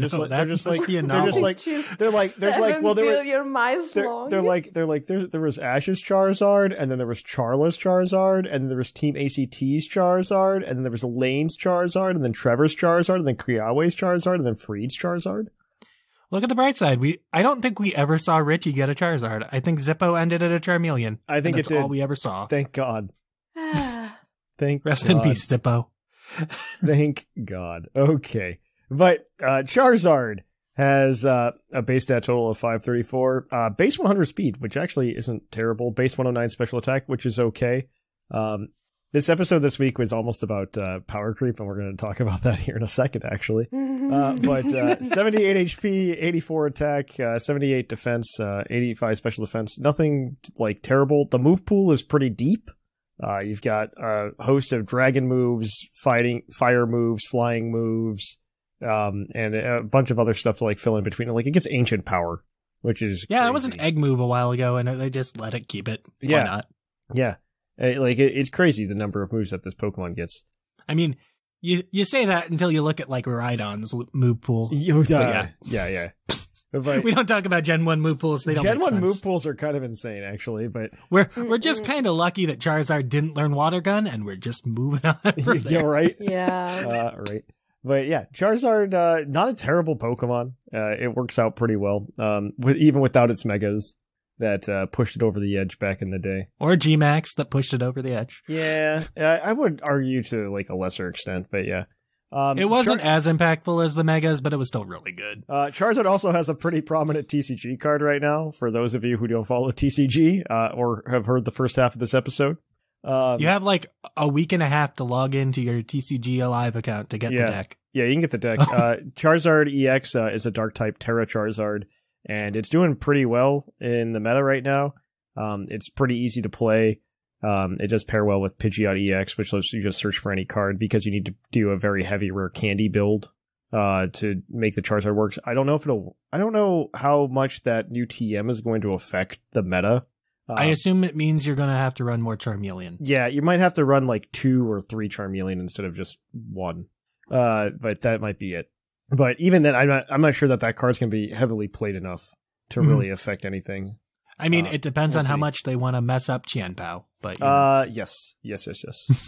All right, but we do have a team for you guys today. This is a singles team. Charizard today rests firmly in the PU tier. For those of you who don't understand Smogon tiering, there is Ubers, which is the highest tier. Well, used to be the highest tier. There's also a tier called Anything Goes because Primal Groudon was stupid, and same with Mega Rayquaza. And then you've got Ubers, which all of your legendaries and stuff sit in. OU, which is the one that typically people will play, which have a lot of the Pokemon that are just good but not too good. And then you'll have Underused, which are Pokemon that just don't see a lot of play in OU. It turns out that also known as Gen 7 OU. Yeah, Gen 7 OU at this point. And then there below UU there is NU, which is never used. Which means that there's RU first, but yeah. Oh no, there's RU. Never mind. Rarely used is below that. I almost forgot. Which are Pokemon that are used less than underused Pokemon. And then there is never used, which is the tier under that. And then there's one more tier under that, and that is PU. It doesn't actually. Well, ZU's under that, right? ZU's under PU. Yeah, ZU's under it. Zero use. I don't know what the P stands for. No. The P. I always P doesn't stand for anything because ZU didn't exist for a while. And PU literally just exists because it's like PU. It stinks. Yeah, that's what I always assumed that was it the was. Meme. So. That's what it was. Yeah. And so Charizard lives firmly in the PU tier. And so we've got a team for you for PU if you ever want to try it out. And you could run your beloved Charizard. So we've got Charizard. It's holding heavy-duty boots because hazards are a thing, and being a fire-flying type with Stealth Rock in existence is not a fun time. It's got the ability Blaze because I believe Solar Power kind of sucks as its hidden ability. Weather is not a thing down here. No. I think they banned weather abilities. They may very well have. Or there's just no Pokemon that are capable also, of having Torkoal's in OU. So where's Ninetales? Probably NU. Yeah. Ninetales probably is falling down just because weather abilities are banned the further down you go. So. Yeah. And then you've got Dragon. This is a physical Terra-type Dragon. Physical Charizard with max attack, max speed. Jolly nature, so you go fast and take advantage of that base 100 speed. With Dragon Dance, Flare Blitz, Earthquake, and Dragon Claw. Wow, this is literally I have Mega Charizard X at home. Yeah. Like looking at this, that is literally I have Mega Charizard X at home. That is a set from Gen 6. I have run the set. That is the set from Gen 6. Like, all right. We also have Masquerain on this team. The only Pokemon that I see on this team that I actually expected to see in PU. It also has heavy-duty boots because being a Blug-Flying type in a world with Stealth Rocks is terrifying. It's Intimidate. This is Galvantula at home because its Terra type is electric. We're max special attack here and max speed. Timid nature, and we're here because we can run Quiver Dance, Bug Buzz, Terra Blast, and Giga Drain. That is literally if you replace the Terra Blast with Thunder. That is Volcarona. That's a Galvantula set. This is That is a Volcarona. Oh no, that is set Volcarona. Too. That is a Volcarona set. Oh my gosh. Yep. Oh my gosh, this is like budget Volcarona. I love this tier now. There's just like, what if we could have this Pokemon in this tier, and then we just find the budget version of that? This is like discount bin Pokemon. This is great. Who wants to go next? I don't care who. Sure. You go, Sigma. All right. Next up, we've got Lycanroc Midnight, holding a Focus Sash with the ability No Guard, so we're not missing Terra-type Ghost, Jolly Nature. I'll just say we're max attack, max speed. Stealth Rock, Sword Stance, Stone Edge, and Trailblaze just to get that nice little speed boost. Mm-hmm. Because then you can outspeed the other Charizards in this tier. And you can hit them with the Stone Edge. Next up, we've got Weirdeer with Leftovers and Intimidate, Terra-type Fairy with a modest nature. No attack IVs, who cares? We're a special attacker. Well, this is a Spathra at home, I guess. Kind of, yeah. It's not great. Agility, Calm Mind, Stored Power, Terra Blast. As you do. Cool thing about Weirder is it is a normal type, so it gets Stab, Terra Blast, so you don't always have to Terra to make use of it. Yay. Mm-hmm. That's true, actually. Those little victories. Yes. Then we have Dugtrio. Dugtrio is holding a life orb. It has the ability Send Forth, because I'm guessing Arena Trap is banned. Arena Trap's banned in OU. That's how it got down here. Then it has the Terra type Ice, because you might want something to hit those flying types with. Max Attack, Max Speed, Jolly Nature, Swords Dance, Earthquake, Terra Blast, Sucker Punch. This Dugtrio has less identity issues than the other Pokemon here. It's just trying to be itself. It's not doing that very well, but it's trying to be itself. It's hard to be itself without Arena Trap. Exactly.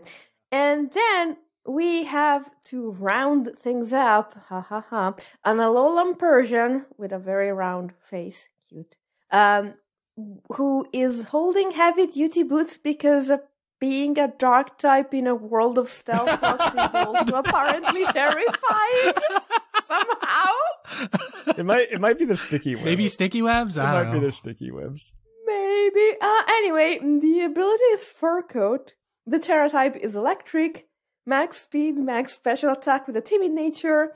And it's got Nasty Blood, Dark Pulse, Thunderbolt, and Thunder Wave. So it's like trying to be itself and a Jolteon as well.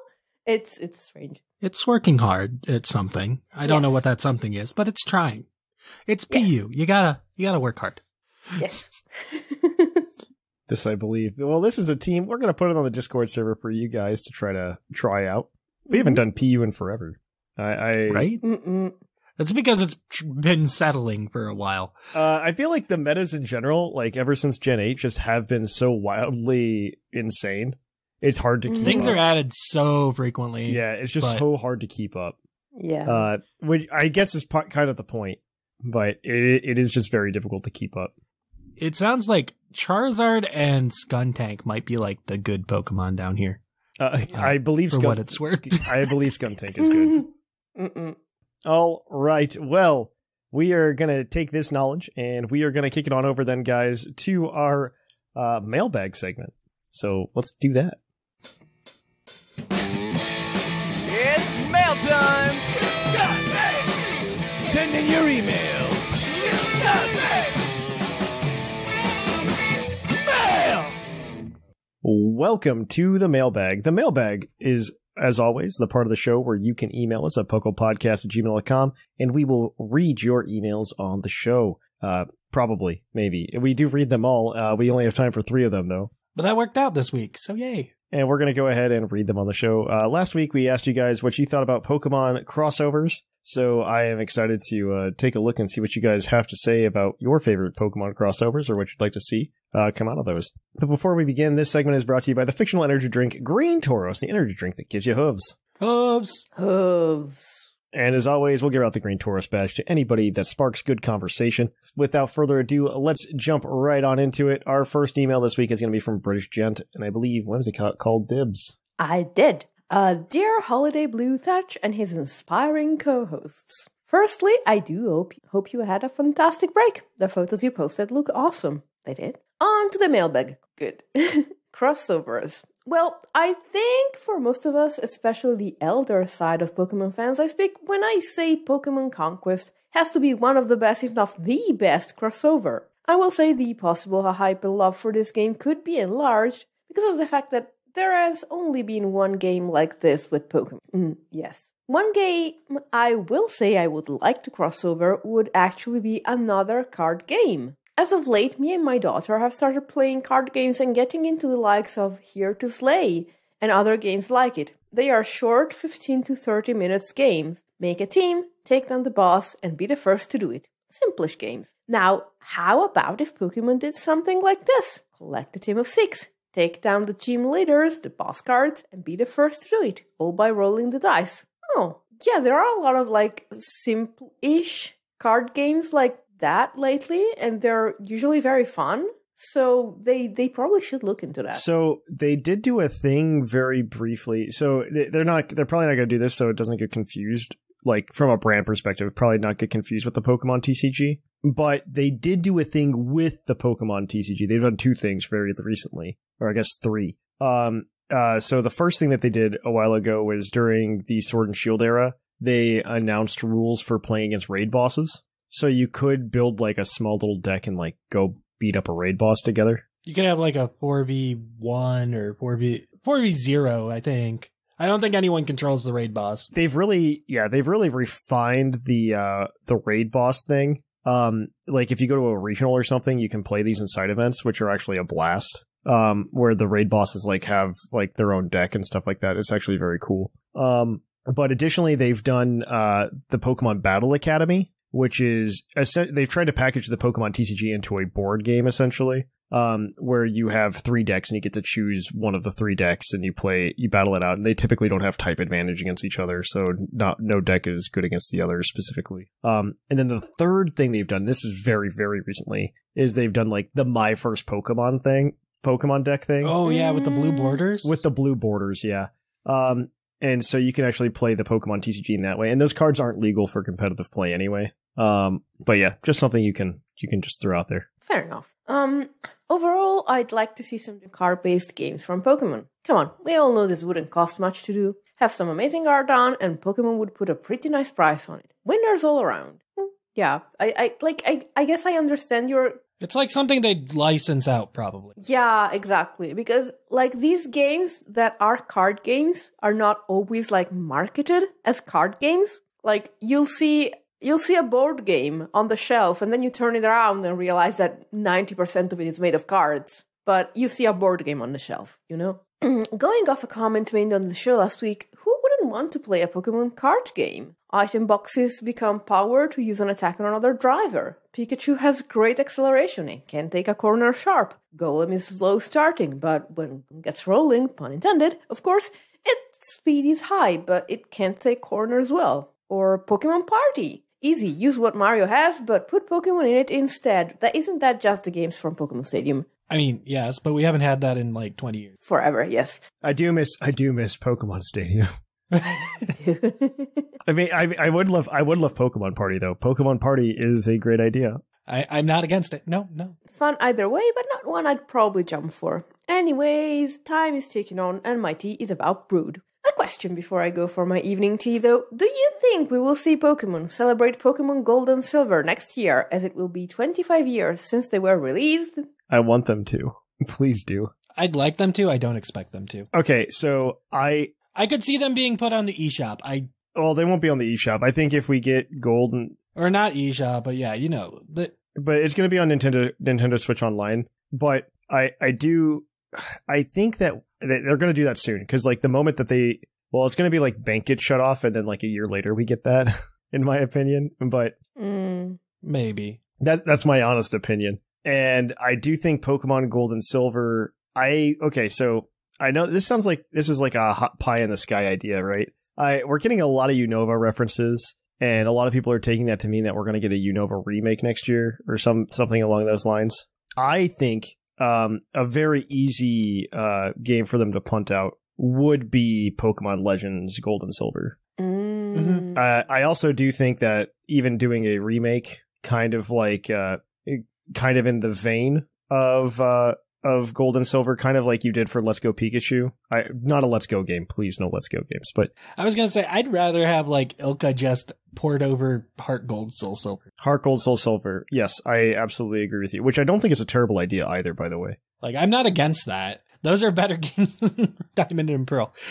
Because I think for as much garbage as like people gave BDSP when it came out, I think it is a very decent like remaster of Diamond and Pearl. Like, if you have never played those games, this is how you can go play them. And I think we need that for the DS games. And being able to play DS on Switch just isn't going to happen. And this is probably the best way to do it, is just like, hey, let's put Heart Gold Soul Silver on the Switch. And maybe they do that next. I could totally see that as opposed to a Gen 5 remake, because it seems like we're getting a lot of Gen 5 references in general in Scarlet and Violet anyway. I mean, we have Walking Wake and Iron Leaves. Like, we could go both directions we're getting tugged in two directions, and I'm seeing both. Because I think Gen 2 is up for some love as next, and it should be the thing that comes after Diamond and Pearl, right? Like it should. Okay, and hear me out. As a man of patterns, Gen 7, we got a Gen 1 remake in Gen 7, right? Gen 8, we got a Gen 4 remake, and then Gen 6, we got the Gen 3 remake. So maybe even number generations, we're getting, old. We get like we're getting like the next one that needs to be remade, but maybe we're getting remakes of the remakes on odd number generations. I don't know. Like it could be something that happens, but I think that is very possible that we get to see some Gen 2 love, especially at the 25th anniversary of Gold and Silver. Yeah, I don't see it as an impossibility. But there are two directions we're being pulled, and so who knows what. Also, is it the 25-year anniversary in Japan when they were released? When were they released in Japan? I think 98, actually. So it would be this year. Yeah, that's my only, because they're going to go by that release date, not the Western release date. Well, then we've passed it. I think we passed it like earlier this week or something. No, actually, they released on the Game Boy in Japan on November 21st, 1999. So it would be next year. Yeah, in Japan. They did not release in the US until, in North America, they released October 15th, 2000. And unfortunately, that's what I saw people posting about. Okay. That anniversary. Unfortunately for Whimsicott, they didn't show up in Europe until April 6, 2001. So when I went by Gen 1, I wanted Pokemon Yellow. But when I went to buy it, it was like February, possibly, of 2000 and of the year 2000. Yes. And Pokemon Yellow wasn't out in Europe yet. It came out in July of that year. So I had to get red. I should have been able to deduce this because Pokemon came out originally for me in 98, right? Fall of 98, which would have been second grade-ish for me. Or was it second? When was I in school? I didn't get them at launch until Crystal, so. And I remember my friends and I talking about my one friend was like, because they used to have these magazines, where we get like really scattered bits of Japanese info about the next games. And my one friend had read one of them and he was talking about Pokemon breeding and being in the next Pokemon games. And I was just like, oh, that's kind of cool. That's a cool idea. And I didn't really understand the concept of Pokemon ever having a sequel. You know what I mean? It's very, yeah, I remember that. And it was in fourth grade when that happened. Because he actually got them like on release day and he came over to my house. He lived around the block. And we hung out and he showed it to me and I'm like, oh man, I got to get this. And then I ended up getting it. And it was fourth grade. I remember very vividly it was fourth grade when that happened, which would have been 2000. I've got pictures somewhere. I think my mom gave me all my yearbooks from school. Oh. I got it somewhere. Yeah, I don't know. I was all right. I mean, I was a kid. All kids are kids. Yeah, like I didn't get Red and Blue till like a year later. So I think I was like a year late in getting a Game Boy and Pokemon Blue. Because I remember kids playing it over the summer near me. And then that Christmas is when I got it. So Crystal is when I started getting them at launch. I didn't start getting them at launch until Ruby and Sapphire. Yeah, I remember pre-ordering Sapphire as well. Like it came out right after my birthday. And that it only happened when I pre-ordered Ruby and Sapphire because my parents allowed me to do that because they came out on my birthday. Oh. And so they were just like, yeah, sure, you can pre-order it. And then after that, I was in high school, so who cares? I can just do whatever I wanted. Yeah, I think I got... Yeah, Ruby and Sapphire came out like a month after my birthday, so I had birthday money and I could get it. I think I got Silver on release day, and well, I drove to get it. Yeah, see the age difference that we have here, but yes. I remember getting Pokemon Silver because I used to do for 10 years I did a lot of martial arts. Mm-hmm. I remember it was a Friday night. My mom drove me to go to practice or class. I don't remember what we called it. I went and she picked me up afterwards. And it was like 7 or 8 o'clock at night. And she picked me up and I got in the car and she's like, I got you something like while you were in class. And she handed me like this bag from like, I forget, Target or something like that. And it had Pokemon Silver in it. I was like super ecstatic. She's like, yeah. Wow. And it was Friday night. I remember very vividly. There was a beanbag chair in my bedroom as a kid. and I went and I sat down in the beanbag chair after class. I plugged my Game Boy in with a wall adapter, my Game Boy Color with a wall adapter, and I played for like 2 straight hours. I just played Pokemon Silver. I got through Violet City. I evolved my Totodile into Croconaw. It was a very quick, it was just like a lot of Pokemon intake at once. I might have lied. I did not have a driving license when Gold and Silver came out in Europe. I was like 2 months away. But. Yeah. Either way, it was a core memory. Okay, well, British Jim probably got the mailbag or the Green Taurus badge after that, but yeah, he definitely got us talking for a very long time. It helps that I'm very tired. All right. So this next email is going to be from the Red Metal Mantis, and I believe Sigma's got this one. Yeah, what the shuckle, Team Puckle. I hope you guys are having a nice week. Listening to this week's episode got me thinking about all the things I'd like to see Pokemon do more of. I agree that they've given us a taste of a lot of things the IP can do, but they haven't really followed through on much. So here's my wish list of what I think would be a good idea for Pokemon crossovers. 1. Okay, hear me out. A nature documentary series narrated by Sir David Attenborough. We could do a series based on ecosystems and the Pokemon that inhabit them. I think this would go perfectly with what Pokemon Concierge is trying to do with the claymation art style. I just want to hear that soothing voice narrate while a Hypno is in the process of kidnapping children. Alternatively, we can get Snoop Dogg to narrate. I love you so much. I just want you to know that I love you. This is one of the most amazing things I've ever heard.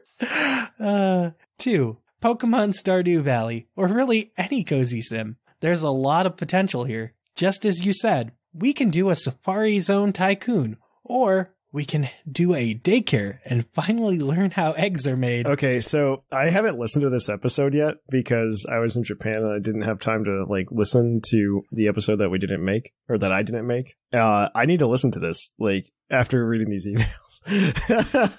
We can do a Battle Frontier sim. Finally, who wouldn't want to just spend your virtual days in a farm watering sunfloras, getting honey from combies or Beedrill, and getting that fresh moo moo and go-goat milk straight from the source. 3. Inanimate object merch. Litwick candles, Klefki keychains, Poltegeist teapots, Chimeco chimes, Knackley salt shakers, Trubbish trash bags. Trubbish is a cat Pokemon, just a reminder. Yeah, they had that big cat merchandise thing in Japan, and Trubbish was part of it. So Trubbish is therefore a cat Pokemon. That's how we know. A coughing humidifier, a Magneton magnet, and finally, Cofagrigus coffins. In the meantime... Wait, time out. Here's a question for the Puckle crew. Which Pokemon would you like to get any type of merch of? Wait, first, Klefki keychains exist. You can buy these. I assumed they did, but they probably weren't very well. They were a Japan-only thing, but you can buy them if you look them up. Oh, I think we've talked about this, and I was like, I can't get them, so they don't exist. Yeah, I was going to say, it was before we got the Pokemon Center back, right? It was before we got Pokemon Center back, but you can buy them. They're online. They do exist. Knackley salt shakers, I also believe exist. It might be a Japanese item as well, though. And then, I'm not going to say Trubbish trash bags don't exist, but in Japan, they do have Garbodor trash cans that you can, throw things into. I love that! Yeah, Magneton magnets do exist as well. You could probably buy a magnet of Magneton. I digress. Oh, wait, what Pokemon would you like to get any type of merch of? Scizor. Scissors. I have enough Whimsicott stuff, so I'm gonna say Altaria. Yeah, I was gonna say, I just want more Cradily stuff. I have the little sitting cutie above my TV screen. There is not anything. There's not a lot of Cradily. Yeah, I don't know. What did I see that was there? Man, there's a lot of weird stuff. I got a Lileep and a Cradily sitting cutie, and then a Thwacky plush on the top of my TV screen. I was actually a little disappointed this time because when I went in 2019, they had a lot more wackier merchandise. You know what I mean? where it'd be like, oh, You're hey. too early in the generation. Like, they're still coming out with like... No, the last time I was there was right before Sword and Shield released. So like I had all of the end of Sun and Moon stuff. You were at the end of the generation where everything's out. And so this time I was at the beginning, right at like a year after Scarlet and Violet came out. So it was just like, oh, would you like to buy a Lechonk? Yeah, I was going to say, they've been really slow about merch this gen. It's weird. They're nothing very exciting. Like even the playmats weren't that exciting. There's usually even the Pokemon that they showed early on weren't really like merchandisable, and yet somehow they're still getting plushes, like Wiglet plush, Cyril Edge getting a plush. It's like that's not a Pokemon I'd give a plush to, but okay. No, they did it because it was like one of the marketable ones. Like anything that they like pushed during those trailers is getting a plush. I mean, yes, but I mean, Bellabolt made sense. Palmot, yeah, sure, not Palmo though. Get him out of here, but you know. Palmo doesn't need to exist. I saw so much Palmo merch actually while I was there. Why is there Palmo merch? Get that out of here. You would always see like Palmy and Palmo, and they wouldn't have Palmot. It was very weird. No one cares about Palmo. Get him out. I'm like, Palmo, what are you? Well, I wonder if they just made it the same because Palmo and Palmot are very hard to tell the difference between. One is cute and the other is not. Like they just got Mousehold stuff coming out. Like that magnet connected Mousehold, which smart. Nice. I guess I'll finish the email. P.S. I think they should do Kermit the Frog, but as an Inteleon. A red metal mantis. Thatch, does red metal mantis already have a green Taurus badge? I don't remember, but yeah, we are just especially talkative today. So like, even if we had said 0 words about this email, I want this to be a green Taurus badge. Well, let's get to the third email and see if we can go for 3 for 3. Sure. Everybody gets it today. You get it. Yeah. This last one is from What's It To Ya? Hello, Thatch and Co. What Pokemon crossovers have I enjoyed? Well, this one is pretty recent, but I really love the crossover Pokemon did with Santa Cruz.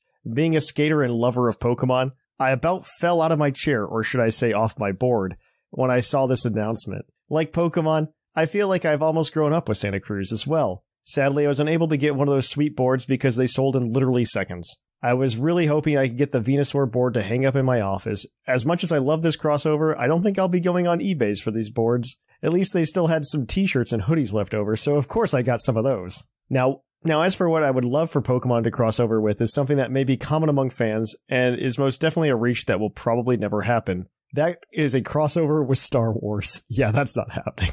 I don't know. They're willing to license out to a lot of things. I don't know. They're not as sloppy about it as they used to be. You know what I mean? I mean, it's not the Angry Birds era anymore, but... The two biggest media franchises crossing over would definitely break the internet. They're not the two biggest. I think there's actually stuff in between them. I looked this up very recently. Sanrio, I think, is in... Yeah, Sanrio is definitely in between, but there's also like some more Disney stuff that's in between. Like, I think Marvel's technically bigger than Star Wars right now. Yes, I think it is. The two biggest media franchises crossing over definitely break the internet. Like many others, I'm also a huge Star Wars fan.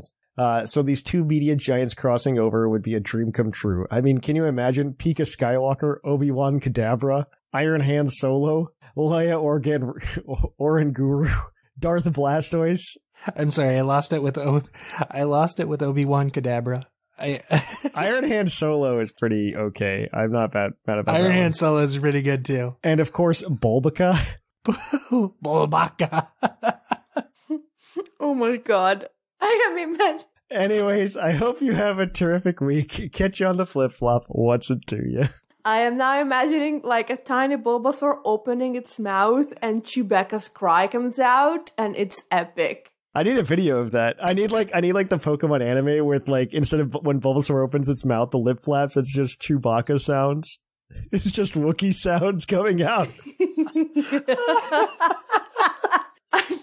I think one of us can make that happen. I think all of us can make that happen. I need it now. Just an episode. I just want like an episode of Pokemon edited where it's just Chewbacca noises for Bulbasaur and nothing else is different. I also want an Oranguru, but it has like a Duxpan on its head to make the buns for Leia's hair. You know? Yeah. The Duxpan. Oh no. Yeah. Like its ears look exactly like Leia's hair. It does. They do. All right. Well, that's the email. I will go ahead and give all of you Green Taurus badges. Next week, I want to know how you feel about Charizard. Is it overhyped? Let us know, because apparently it just turned into the Charizard episode today. It happens. I just gotta complain, but yeah, that is gonna be it, guys. If you want to keep up with us throughout the week, the best way to do so is to come to the PUCL Discord server at pucldiscord.com. or the invite link that's in the show notes. Of course, you can go ahead and follow us on Twitter, Facebook, Instagram, anywhere social media is sold. You can go ahead and follow us over at YouTube at youtube.com/puclpodcast. Of course, you can watch us on Twitch at twitch.tv/thepuclpodcast. I plan to stream this week, probably on Friday, depending on how things go, to just show off a lot of the stuff I picked up in Japan, and also just sit down and talk and hang out with you guys. Additionally, we can go ahead and support us at Patreon at patreon.com/puclpodcast. You can get a bunch of cool extra shows. There's going to be a little blurb at the end of this one, so you can see what you're missing out on if you don't. And of course, if you would like to, you can always go ahead and use, if you're addicted to cardboard like I am, go to trollandtoad.com and use discount code PucklePod5 for 5% off at checkout. But other than that, though, guys, I have been Trainer Thatch. I have been the fluffiest Whimsicott. And I've been R.Sigma. And here in the Lavender Town Radio Tower, it's closing time.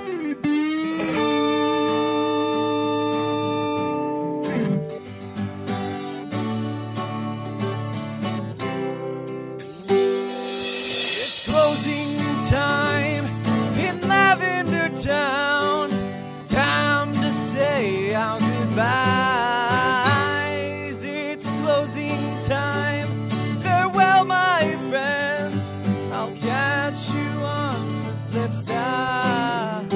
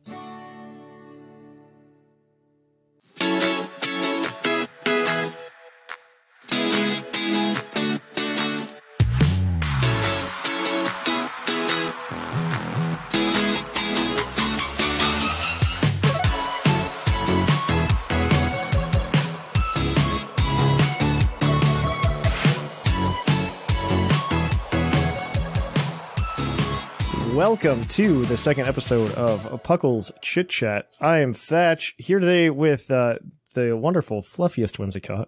Ciao. Yeah, so this is the patron show where we just talk to each other and we have a good time. And you guys get to know Whimsicott better. I already know her pretty well. Maybe I'll learn something new today as well. Well, I don't know. Maybe. I don't know. We have talked for a very long time. We were just talking about this too, because like we've known each other for like very close to a decade. Very close to a decade now. Yes. Like, you've been to my house.